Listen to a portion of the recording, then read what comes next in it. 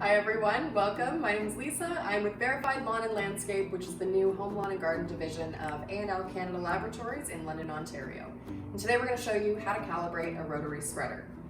All of our recommendations suggest that you broadcast your fertilizer, and that's exactly what a rotary spreader does. It drops the fertilizer onto a spinning disc and throws it out into different directions.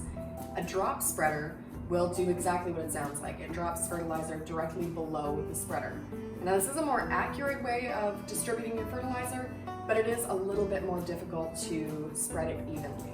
So when you're just starting out, we would suggest that you give rotary a try. So let's go get started. So step one is to gather your material. So what you're going to need is, of course, your spreader. You'll also need a tape measure, calculator, pen and paper, a bucket, something to catch the fertilizer with. Personally, I took advantage of my stockpile of takeout lids. You'll also need something to mark the area. We used a can of marking paint, but you can use flags, pylons, chalk, whatever you've got. You'll also need a scale. Standard kitchen scale works best. Your typical bathroom scale won't pick up such a small measurement, so we find that this works much better. And finally, you'll need your fertilizer. Today we're using the Verified Activate, which is the maintenance blend that goes along with your nutrition program. Step two is to determine your swath width. This is the total distance that your spreader can effectively throw fertilizer. For this spreader, we know that the width is somewhere between 4 and 6 feet, so we're going to start by marking out a 10-foot length. The trays that we suggested using are mainly intended as a visual cue to help you determine where to start looking.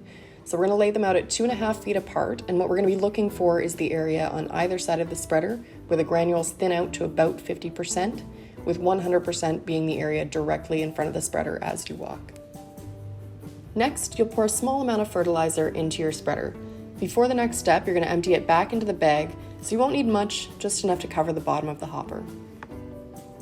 When you're ready, open your spreader and walk at a normal pace over that middle tray. When you go back to look at your trays, notice that most of the granules are in tray 3, while trays 1 and 5 have very few, if any. Tray 3 represents 100% of your coverage.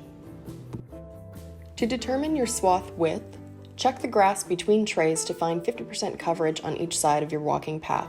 Once you locate those areas, you'll mark them and use your measuring tape to find the distance between. Write this number down as your swath width. In our case, it was 4.5 feet. Step 3 is to perform the calibration. For this, you will need to mark out a test area of 1,000 square feet. To find your test area width, multiply your swath width by 2. To find your length, take 1,000 and divide by the test area width. Not everyone's going to have enough space to do a single wide area, so walking there and back might be ideal. For even smaller spaces, try mapping out an area of just 500 square feet and cut the goal rate in half. This may be a little bit less accurate, but it will help to prevent burning. Our swath width was 4.5 feet, which made our test area 9 feet by about 110 feet for a total of 1,000 square feet. Now that you have your test area marked out, you'll measure out some fertilizer. But first, you'll need to weigh the empty bucket and record that value so you can deduct it from your start and end weights. Once you've found the weight of your bucket, you can go ahead and fill it partway with fertilizer. For Activate, we're going to be aiming for a rate of 4 pounds per 1,000 square feet.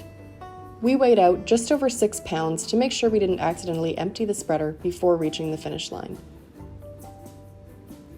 Check your total weight, deduct the weight of your bucket, and record this as your start weight.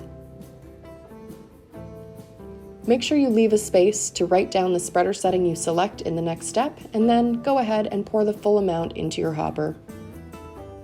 When you go to select your spreader setting, keep in mind that every spreader is different and the numbers do not necessarily correspond to the number of pounds being applied. We would suggest starting on the lower end and working your way up to avoid wasting product. Start out a few paces behind the line to give yourself enough time to get up to a normal walking pace. Open the hopper as you cross the starting line, continue walking at a normal pace, and close the hopper as you pass the finish line at the other end of your test area. Repeat this on the way back, making sure the hopper is only open when you're inside the test area. Once you finish walking the test area, empty the remaining fertilizer into the bucket and check the total weight. Deduct the weight of the bucket and record this as your end weight. Remember, for Activate, we are looking for a rate of 4 pounds per 1,000 square feet.